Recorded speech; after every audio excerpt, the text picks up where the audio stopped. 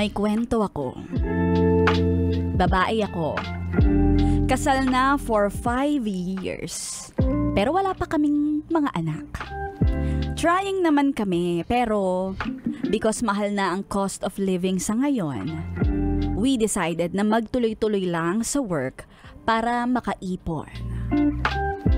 Kung wala kaming work pareho, nagde-date kami like kain sa labas, nood movie, lalo na pag favorite o crush namin yung celebrity.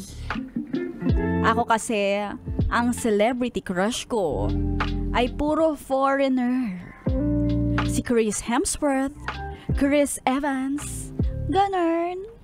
Ang mga borta ang katawan. Tapos si hubby naman, ang local crush niya. O, diba sinasabi mo talaga on air yan, ha? Si Barbie Imperial. Yan ang ultimate crush ng aking hubby. Hindi niya tinatago sa akin na super crush niya si Barbie Imperial. Sana nga daw, pag nagkaroon kami ng babaeng anak, kamukha ni Barbie. Ay! Hindi ikaw, te. Si Barbie daw talaga. Naka-follow siya sa Facebook ni Barbie. Updated siya basta tungkol kay Barbie Imperial. Hindi naman ako nagseselos. Ay, hindi halata, te. Walang bakas. Huwag ka mag-alala. Hindi kami nag-iisip ng gano'n dito. Charot. Okay lang sa akin na magka-crush siya doon. Talaga. Kasi kung i-compare kami, para akong yaya ni Barbie Imperial. Tapos siya naman, mukhang driver ni Barbie. May magano'n. Okay. Kaya di sila bagay, no? Ay, talaga. May konting galit talaga eh. Kami pa rin ang para sa isa't isa. Charot. May pagcharot pa siya. At kapag kami ay magjujurat-jurat, kinikilig pa rin naman ako. Paano yung kilig? Ganon.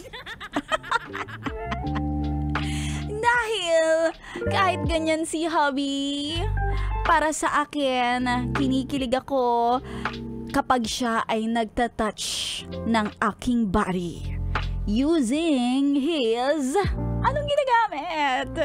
His love. I love it.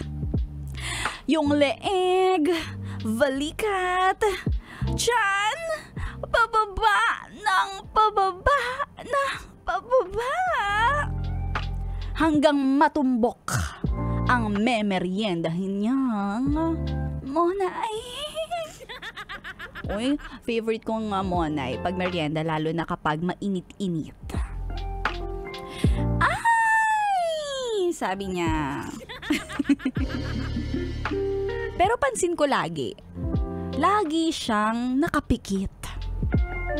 Alam mo, ang inaalala ko lang, kapag kami ba ay may intimate moments, ako pa ba ang iniisip niya sa tuwing siya ay nakapikit o pinagpapantasyan niya ang crush niyang si Barbie?